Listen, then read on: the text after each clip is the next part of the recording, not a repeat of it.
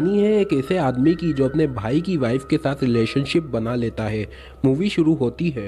ये इनोसो है और ये इसकी वाइफ जूही है जो इसके पति से बहुत प्यार करती है। लेकिन कुछ टाइम से इन दोनों का रिलेशनशिप अच्छा नहीं चल रहा है। इग्नोसो बच्चे की प्लानिंग करने की कोशिश करता है पर हर बार कोई ना कोई कमी के कारण ये इसमें फेल हो जाता है। जूही इसके भाई गुंजालिस के एग्जीबिशन में जाती है।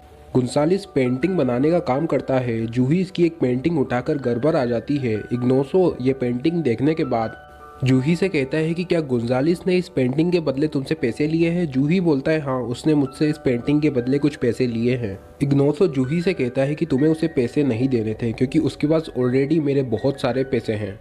अगले दिन जूही गुंजालिस के पास फोटोशूट कराने के लिए निकल पड़ती है। वो बेड पर लेटकर फोटोशूट करवा रही थी।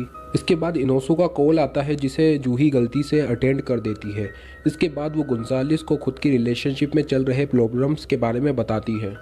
ये सारी बातें इग्नोसो जूही के फ़ोन से सुन रहा है जिसके बारे में इन दोनों को कुछ भी नहीं पता है। जूही गुंजालिस से कहती है कि इग्नोसो उसके साथ हमेशा सैटरडे की नाइट को ही इंटीमेट होता है। ये सुनने के बाद गुंजालिस को थोड़ा अजीब लगता है। इग्नोसो इन दोनों की बातों को सुन लेता है और गुस्से गुस्से में गुंजालिस की पेंटिंग को पानी में डाल देता है। जूही जब वापस घर पर आती है तो उसे वो पेंटिंग पानी में मिलती है जिसके बारे में वो इनोसो से पूछती है कि ये पेंटिंग यहाँ पर कैसे आई।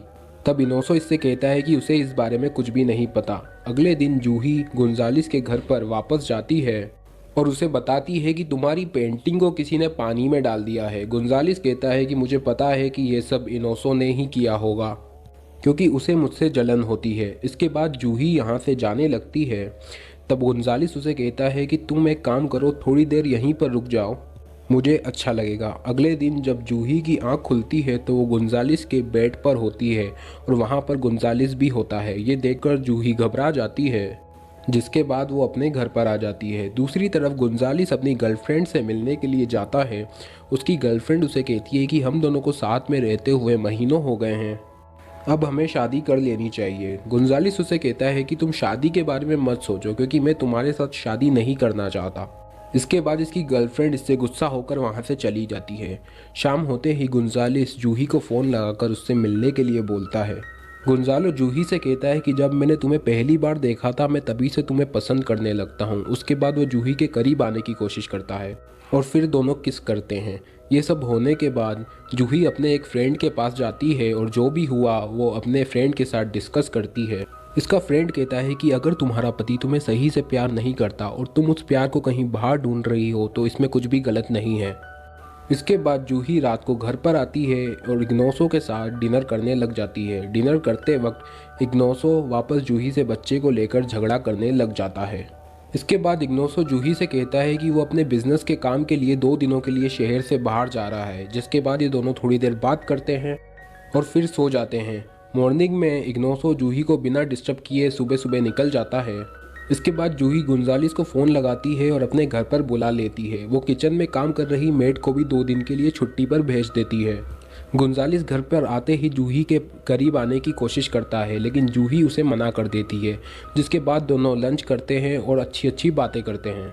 तब उसे इग्नोसो का कॉल आता है। तब हमें ऐसा लगता है कि इग्नोसो होटल में किसी दूसरी लड़की के साथ है और वो भी जूही को चीट कर रहा है। रात होते ही गुंजालिस जूही के करीब आने की कोशिश करता है लेकिन जूही उसे मना कर देती है।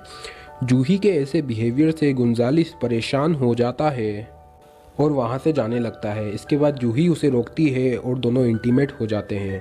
मॉर्निंग में गुंजालिस जूही को बिना बताए वहाँ से निकल जाता है।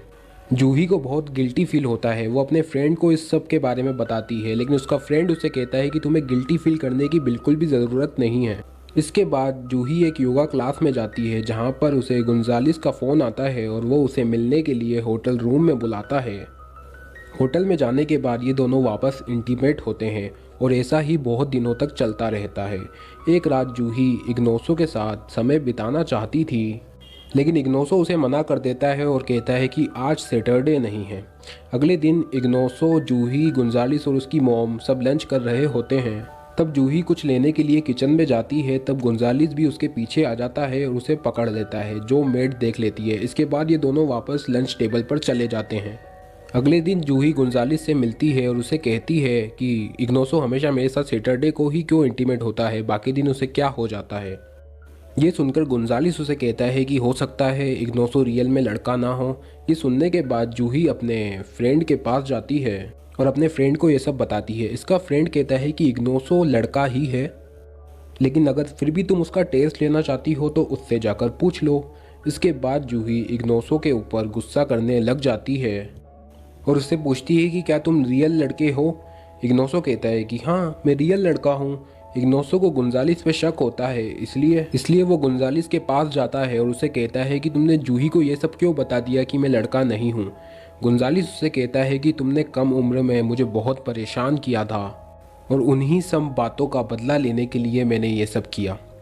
इसके बाद जूही इग्नोसो का घर छोड़ देती है और होटल में रहना शुरू कर देती है। इसके बाद इससे मिलने के लिए गुंजालिस आता है। यहाँ पर जूही इससे कहती है कि वो प्रेग्नेंट हो चुकी है और ये बात इग्नोसो भी सुन लेता है क्योंकि वो इन दोनों का पीछा कर रहा होता है। तब गुंजालिस इसे कहता है कि वो किसी भी बच्चे के बारे में कुछ नहीं जानता और फिर वहाँ से चला जाता है। जूही को गुंजालिस पर गुस्सा आता है, इसलिए वो डॉक्टर के पास चली जाती है।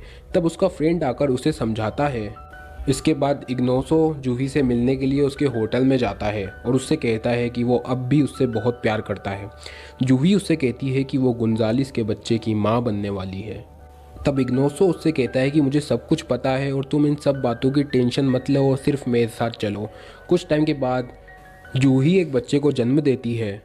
जूही उस बच्चे का फोटो गुंजालिस को भेजती है। यहाँ पर वो किसी दूसरी लड़की के साथ होटल में होता है और वो उसे भी चीट कर रहा होता है और इसी के साथ ये मूवी खत्म हो जाती है। सो गाइस, आपको वीडियो अच्छी लगी हो तो वीडियो को लाइक कर दीजिए, कमेंट कर दीजिए और अपने भाई के चैनल को सब्सक्राइब कर दीजिए।